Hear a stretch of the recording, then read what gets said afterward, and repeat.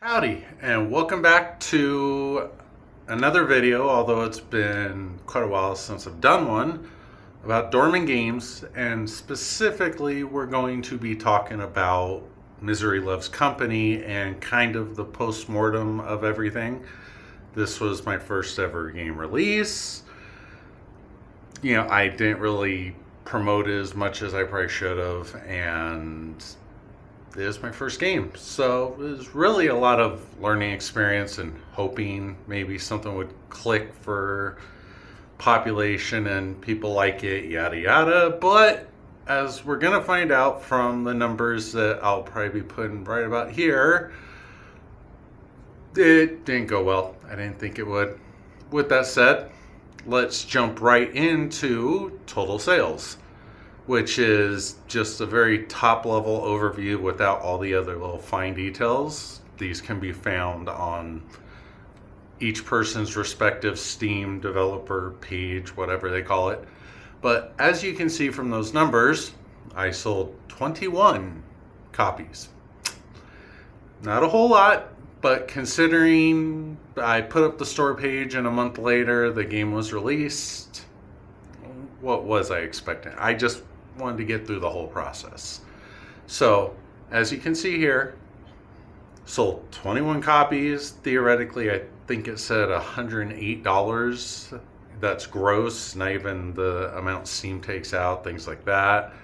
Had 120 plus wish lists as of right now, and we'll dive into those details, but 21 isn't really enough to make a living off of, but my expectations were tapered. It was just a matter of trying to get something done, releasing something that I had the idea for years, and I learned a lot through the process.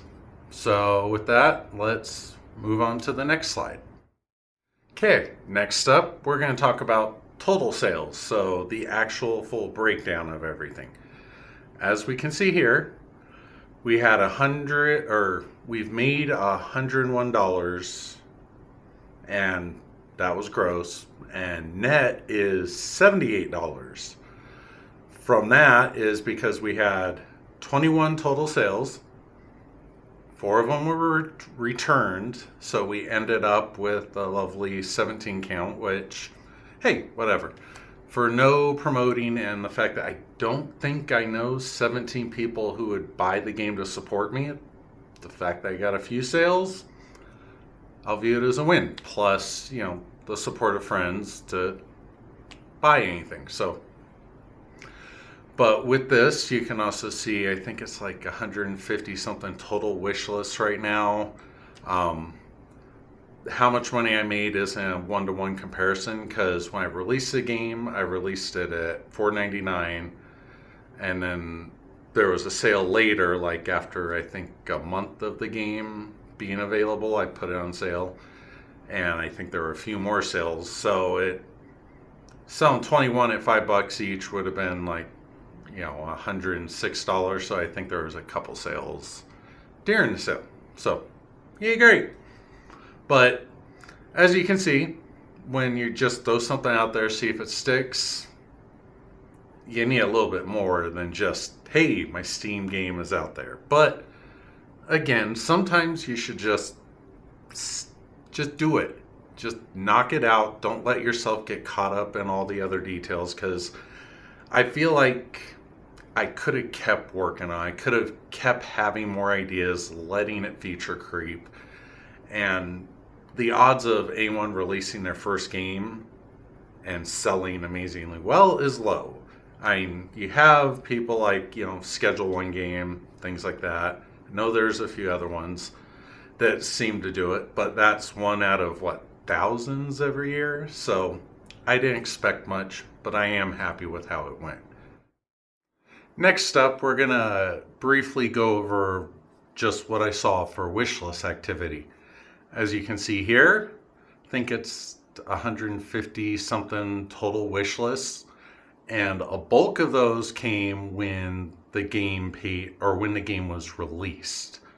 So you see a couple little blips of when the store page came up, But upon actual release, it seems like a lot of people like go, okay, I'll throw that on a wish list and maybe look at it later. I thought that was interesting. I don't know why. I guess I just didn't have any expectations of what would happen when you release a game, but that's what happened. You know, wish list, then some get deleted, some get added, and it just spiked and then just kind of petered out. So it is interesting, but if I'd put the game out for a few more months, I don't know if there was going to be a market for it. So there's no guarantee that it would have actually built up and got a lot of sales, but it would have been more likely to happen than the way I did it. So I learned from that, and I am happy with that. And the last slide we have is the sales timeline, which, just kind of shows what the life of the game was. For my game, it was 7 on the day of release. May or may not be people I know. I don't know, but I was happy to see sales. Then, as you see, it pretty much dropped off, and then there's a couple single sales here and there. So never exceeded more than 7 sales in a day. That's fine. Again, I feel like the biggest part of that first game release is to keep your expectations in check of like not hoping, hey, I'm going to be the next, I'm going to say the game again, Schedule 1 or Valheim or something where it seems like a smaller company and or single person and just blow everyone away. The game sold. It went out there. I also learned a little bit upon a game release. It seemed like there are curating sites on Steam that just want to instantly give some form of review, because there was a curator on my game, or two. One complaining that I called out, hey, I used AI in the game. I am not much of an artist. And there were 2 signs in my game that I let AI make and then I tweaked them. But I wanted to be honest. So, hey, I used AI, however minuscule. That one curator is just like, this uses AI, bad. Then another game another curator that was a little more LGBT oriented, if I recall, gave me a positive just because you can pick a male or female, traditional male or female, for your spouse and for yourself. It's just life. I mean, that's what I thought I was going for with my game, is this is how life can go. And again, with the sales, as you see,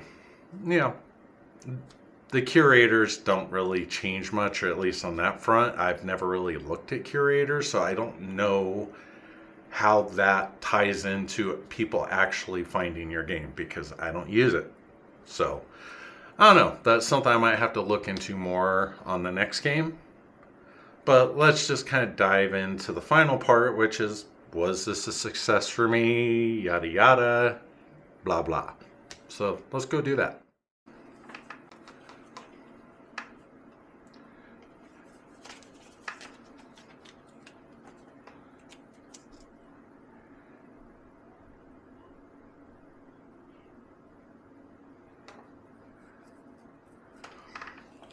Okay, so let's button up this little post-mortem here for Misery Loves Company.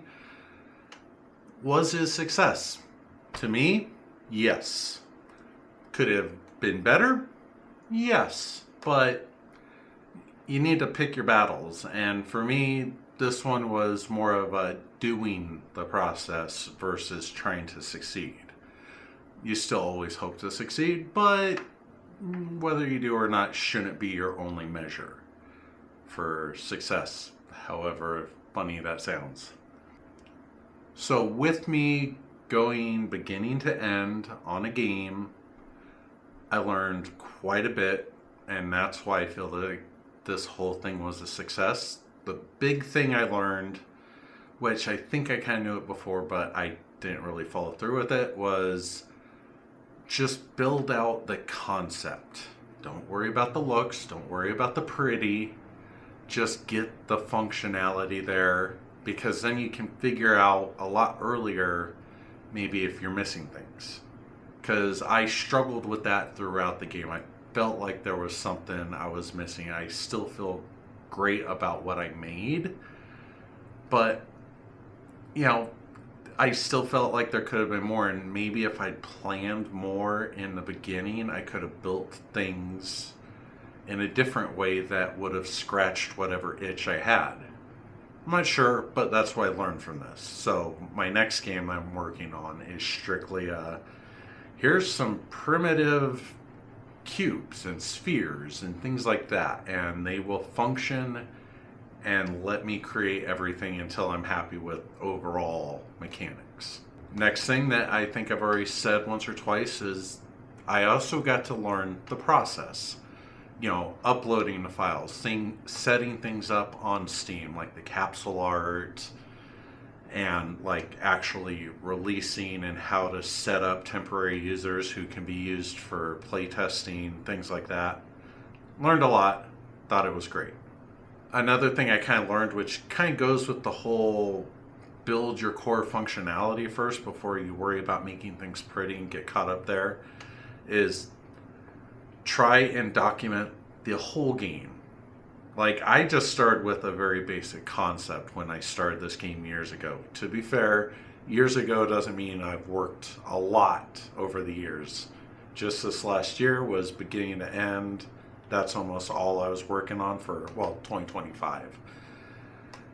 So I learned a lot, but I really should have, before ever diving too much into the code, I should have maybe started a document and be like, okay, here's beginning, middle, end. Here's all the features I should have, and play it out more in my head. Because I had the top level in my head, I just started building with that. Was it the right way? I don't think so, and that's why this is a success. I learned from it. So, hooray! And the last measure of success for me, which I think, again, I'm repeating myself, is I finished this. There's a lot to be said about starting and then completing something. Even if it's not everything you'd visioned in your head, you still finished it. And that's what I am happy about with this whole thing.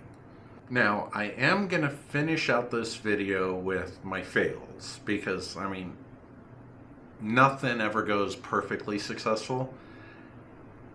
And I didn't think it would, but I should be aware of what my failures were so I can try and limit that on the next game. And the first thing right out the gate was I did not promo this at all. I think I created one trailer for the Steam page and I put it out on Instagram and Facebook, and Instagram got a lot of views very quickly. Facebook, it also did. But that was it. I did one little trailer, one reel. You know, that was it. I didn't really push it. I believe the standard is like 6 to 8 months that you should have your Steam page up for people to wish list. And I'm going to guess you should be over that whole time trying to make new trailers, show more gameplay. That is something I should have done, but I wanted to focus on the grind part and get it done and out as quick as possible. So that's a fail point on mine. I'm trying to learn that here, which is why I'm actually doing a video, because I'm, trying to push Dormin games into something. And to just kind of go on with that, the other failure was I didn't set up a Steam page until literally 1 month before I wanted to release the game. I should have given it more time, let it bake more there, but I didn't, so it happens. And then my other failure, which I kind of talked about in the success part, is I started with art. I wanted to be able to visualize what this game was going to look like. And it scratched the itch early because you feel cool. Hey, I got this thing running around on the map and yada yada. But it doesn't actually push your game development forward very well, because that's icing on a cake. But if the cake underneath is just not there yet, it's still doughy or whatever, it's not going to get you anywhere. So that was a success, I learned it, but a fail that I learned it because I went through it and just was like, hey, let me get these art packs. Hey, let me have Fiverr have someone create the artist or the style I want, because I'm not much of an artist. I'm more of a programmer. So you just try and work within the confines of what your skill set is. And I'll keep doing it. But with that all said, great success. I'm happy with how things went. And in the next video, we'll talk about the next game I'm currently working on, and I have most of the bones in place, so I'm kind of excited for it. Anyway, thanks for watching. Have a good day. Bye-bye.